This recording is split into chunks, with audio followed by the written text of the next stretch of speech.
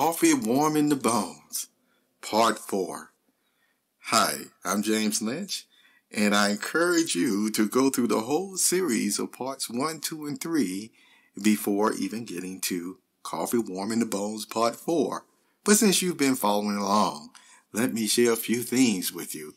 One about how coffee, yes, coffee, each and every day with you keep me from ever feeling too blue.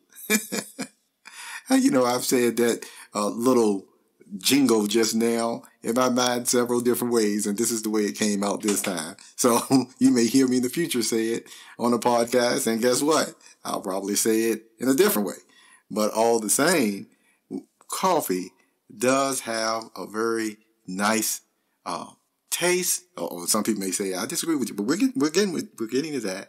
And coffee does have a nice taste, but it also just give you a nice feeling as well too. And we talked about all those types of effects of coffee along with the taste and the benefits in Coffee Warming the Bones, parts 1 through 3. So in conclusion of this series, because this is part 4, I want to talk about how, or should I say, put a question to you about what does coffee teach us about getting older, about our likes and our dislikes, improvements, yes, even certain changes that were not necessary but just preferences ended up bringing you great benefits over the years. What does coffee tell us about that or show us about ourselves? Well, think about it. In one poetry podcast I made and video about coffee, and I'm trying to remember, it was like Enjoy the Coffee. I think that's the name of the poem. Enjoy the Coffee.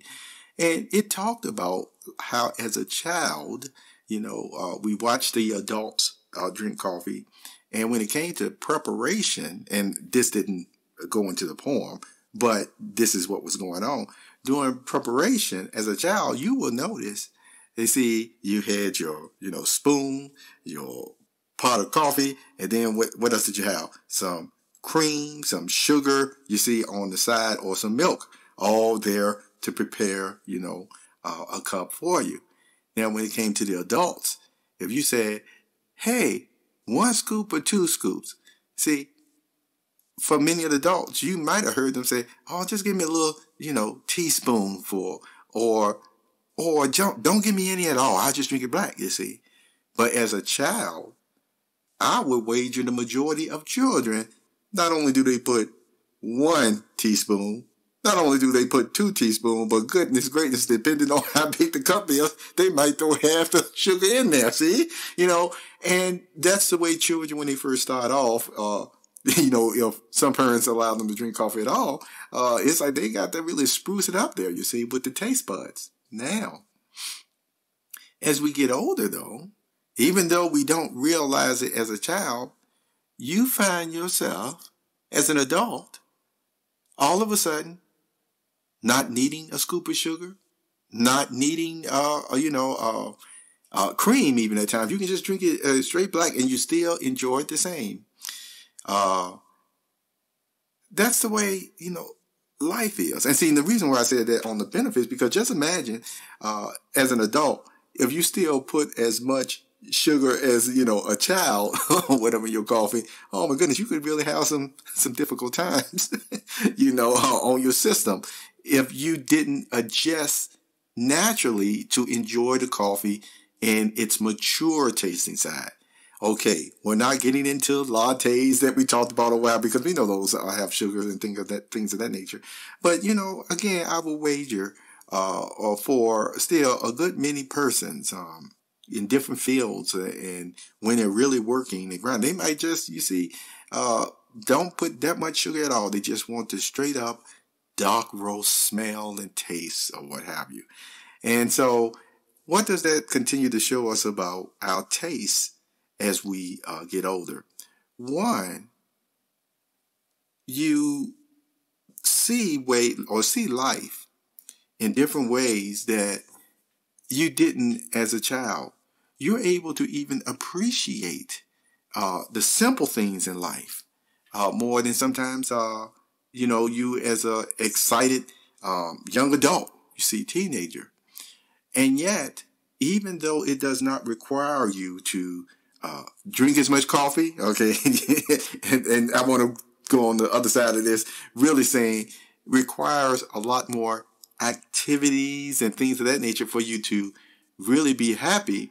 You see, that happens as an adult. And what I mean by that is something that I've savored, and I know many other people have at times, is, have you ever taken a cup of coffee and was somewhere on a beach or somewhere on vacation? Or, hey, we don't even have to go that far. Maybe just going outside on your porch and just sit in the chair, and it's a nice day, a beautiful, nice little warm breeze going through there, you see, and the beautiful sky. It's not hot, it's not cold. It's like it's just right, and the feeling is like, whoo, you can feel the heartbeat of the earth. See, moments like that, for some of us, we could just sit for hours, see, enjoying that moment, not even realize time is flying by. And, drinking our coffee, that's the only way we can tell time during those moments, because it's like, oh, I'm out of coffee again, time for me to get up, you see, and go get some more. You see, coffee, as you heard me say in the prior podcast, is one of life's pleasures. Now, this is speaking on a personal level, which I'm sure I'm not the, only one that feels that way. And I would say again that coffee also gives an appreciation of what quality of life really means. See, because do you have to have coffee? No. Some people would look at it, as a luxury, maybe. Some people would look at it as that's the word I think I just want to use, a luxury that you don't really need it or what have you. And yet, with it, you enjoy your time and your moments in life that much more. Even when it comes to conversations, you see, in communications, there have been times that persons have been able to work through difficulties just by going to a local coffee shop or what have you, and actually talking about, you see, whatever the situation was, and they were able to resolve, you see, the difficulty that whatever it happened to be.